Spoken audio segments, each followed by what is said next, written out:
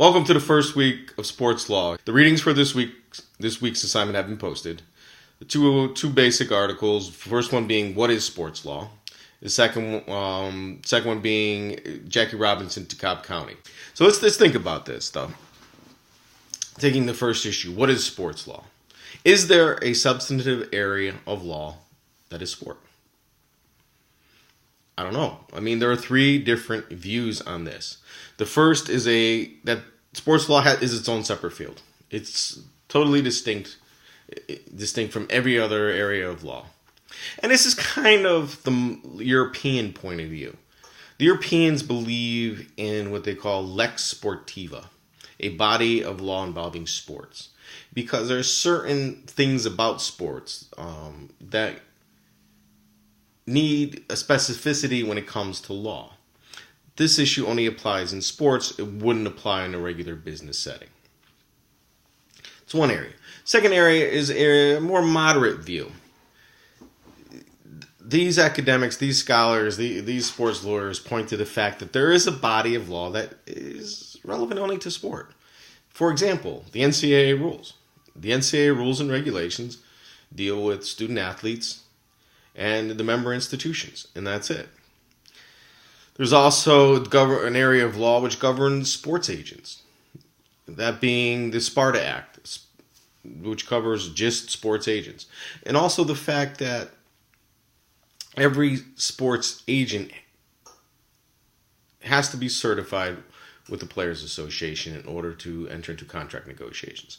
Let me back up on that. If you want to be an agent, and we'll get more to this in the class during that week session, but if you want to be an agent, you just can't be an agent.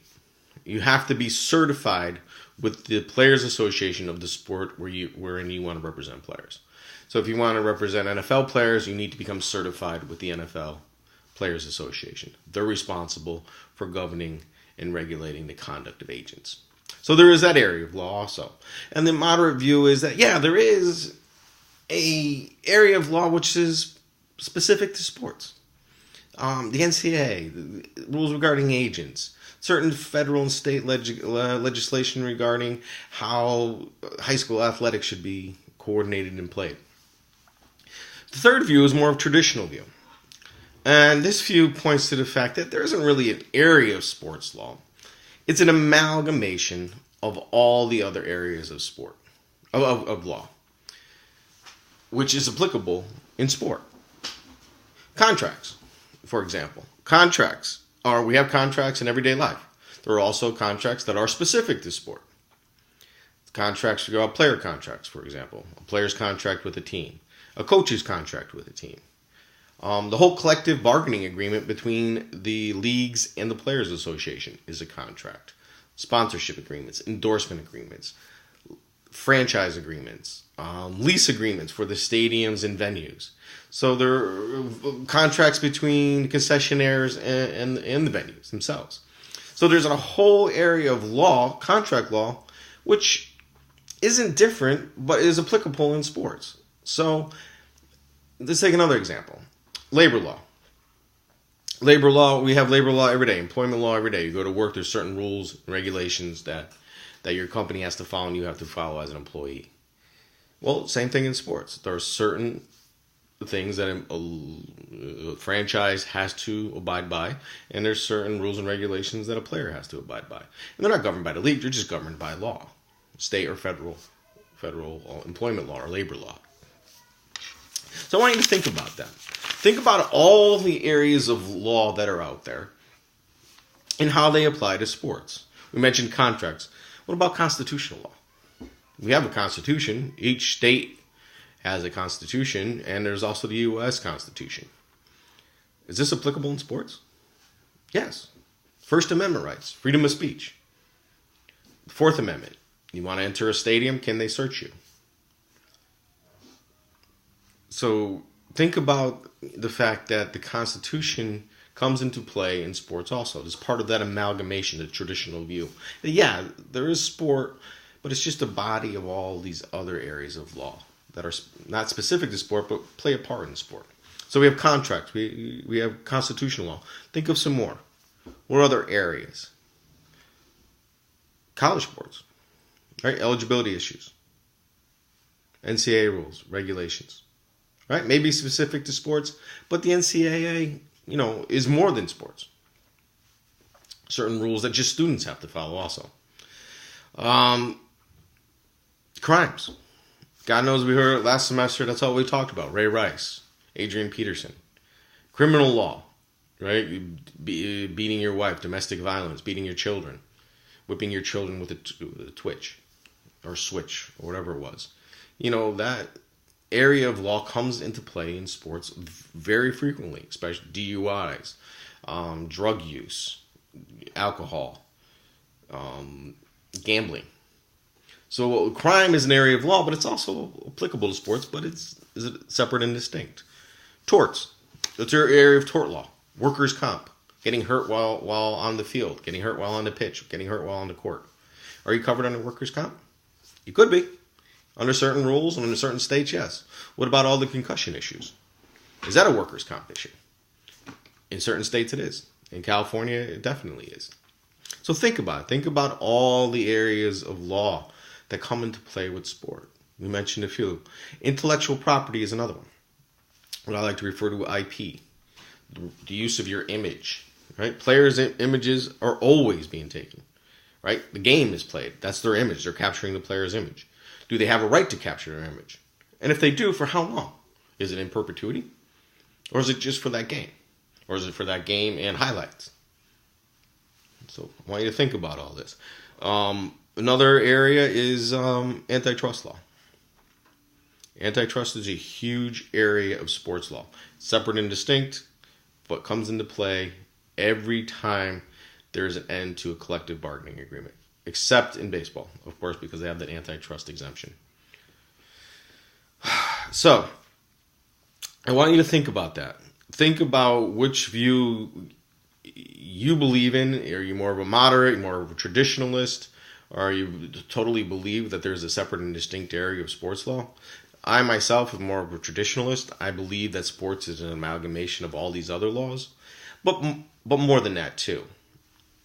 There is some areas that only are applicable in the arena of sports. When you think about that, answer the discussion question on that issue. I also want you to think about what is sport? What are sports? Football's a sport. Basketball's a sport. Baseball's a sport. But is checkers? Is checkers a sport? Chess, NASCAR, cheerleading. I want you to start thinking about these issues. What actually entails a sport? What are the criteria that actually make up a sport? Is it the fact that there needs to be a team? No. Running's a sport. Jogging's a sport. Okay. Does it need to be played on a field or designated arena? No. You can play in your backyard. There have to be certain rules and regulations? Yeah, maybe.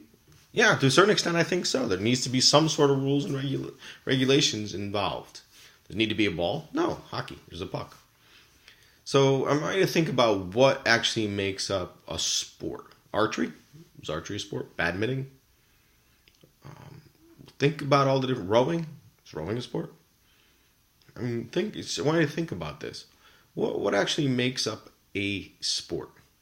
What distinct characteristics make something a sport as opposed to an activity? Or is an activity a sport? And then I want you to think about and start analyzing whether sports is a positive or a negative thing. Most of you all being sports managers believe that sports has a positive effect. So I want you to start thinking about what positive effects sports has. Does it promote teamwork? I think so. Does it promote cooperation? Does it promote discipline? But I want you to start thinking about that. What issues does sport promote? Does it? Is sacrifice and hard work a good thing? Or is it a bad thing? Does sports promote self-esteem or does it take it away? Is the Colts self-esteem down because They played with the Patriots allegedly played with deflated balls. I don't know. Does sports promote sportsmanship and fair play? I think so. But do you? Start thinking about these issues. But then start analyzing whether there's some negative aspects to sport also. There's teamwork, there's personal sacrifice, yes. But is there equal opportunity in sport? Are all allowed to participate in sports? Do women have the same opportunities as men? Should they? Should a woman be able to play in the NFL? I think so. If the athlete is capable, why not? But I want your opinion. I want you to start thinking about that. Start thinking about, all the negative aspects that come with sports. Are athletes selfish? Are they self-absorbed? Or are they only thinking about winning? Is that what this deflated ball thing is about? Is it fair? Does sport promote cheating? Is there cheating in sport? Yeah, it is. But what is acceptable? What is not acceptable? Is doping cheating? I don't know. Is there? What about the other negative aspects, especially in the global aspect, the hooliganism that is involved in international soccer, especially in England and Germany to a certain extent? That's a negative aspect of sport. I want you to start thinking about that. Think about parental violence. One of your child's not getting in the game. You start yelling at the coach. What is that all about? Is that good for society? Does that promote sportsmanship? Or is that a negative? I mean, you want to back your children, of course, but to what extent? I mean, to the point where you're going to take a baseball bat to a coach? It has happened. Also, think about the role that money plays in sport. The gambling aspect. The promoting of gambling in New Jersey now by Governor Christie. The amount that players are paid. Is it a fair amount? The amount that a college athlete is paid or not paid. Is that a fair amount? With all the recruitment violations that go with recruiting student athletes. I mean, is there payment? Is there promises made? So, these are all the issues we're going to start discussing over the next 13, 14 weeks. We're going to start analyzing. We're going to start delving into. So, I want you to start this class. I want you to read what is sports law, analyze it, answer the discussion questions in accordance with that. Read the article Jackie Robinson to Cobb County. Answer the discussion question in accordance with that article. And then, like I said, this whole issue with the Patriots and the deflated footballs, and is it relevant? And do we care? So, this is your assignment for the week. I will post another video probably on Friday or Saturday morning in response to some of the discussion questions. I'll respond online to some of the discussion comments and questions as we go along, but I like to do a little wrap up. If there's something that's sticking out, or an issue that needs to be flushed out more than I can write in a discussion board. So I will post another discussion board probably on Friday evening or Saturday morning. I would check about Saturday afternoon to make sure. If you have any questions in the interim, please feel free to email me. Please feel free to call me. If you wish to Skype, again, let me know and we'll set up a time where we can do that. There have been some questions sent to me via email. Hopefully I've answered them all. If I haven't, or if I don't get to them by the end of today, resend it, give me a heads up, and we'll go from there. Good luck, and welcome to Sports Law. Take care.